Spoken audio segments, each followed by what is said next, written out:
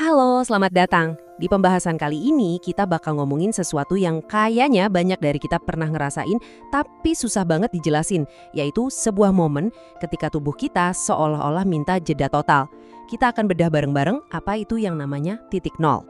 Coba deh bayangin, kamu pernah nggak sih setelah melewati tekanan yang begitu panjang, terus tiba-tiba kamu ada di satu titik di mana rasanya udah nggak punya tenaga lagi buat melawan, tapi juga nggak punya energi buat maju.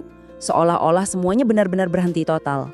Oke, biar kita paham, kita harus mundur sedikit nih.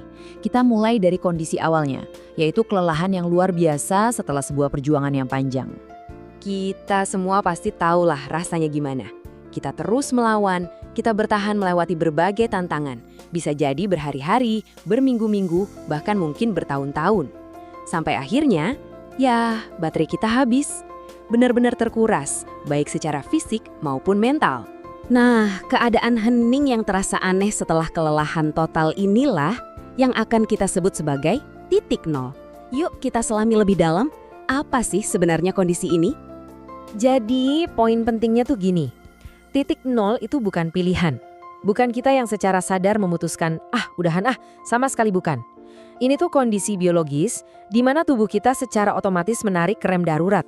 Energi rasanya anjlok, emosi yang tadinya kayak roller coaster jadi datar, dan pikiran yang biasanya berisik tiba-tiba senyap. Dan disinilah sering banget terjadi kesalahpahaman.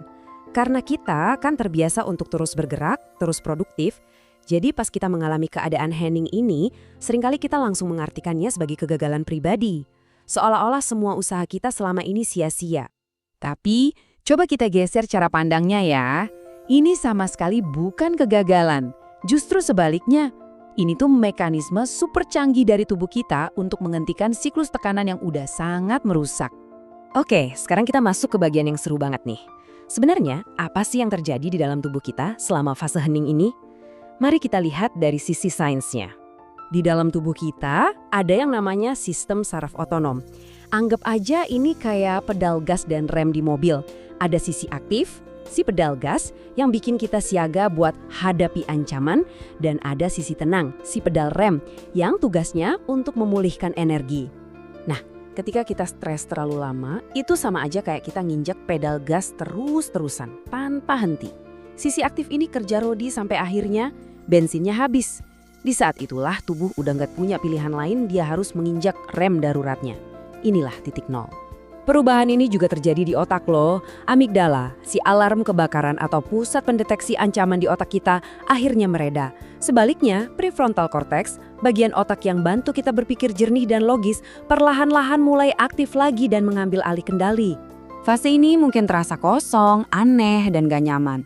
Tapi percaya deh, ruang kosong ini sebenarnya adalah fase yang sangat produktif dan penting banget buat pemulihan kita. Jadi, coba bayangkan ruang kosong yang kamu rasakan itu sebagai sebuah bengkel perbaikan internal.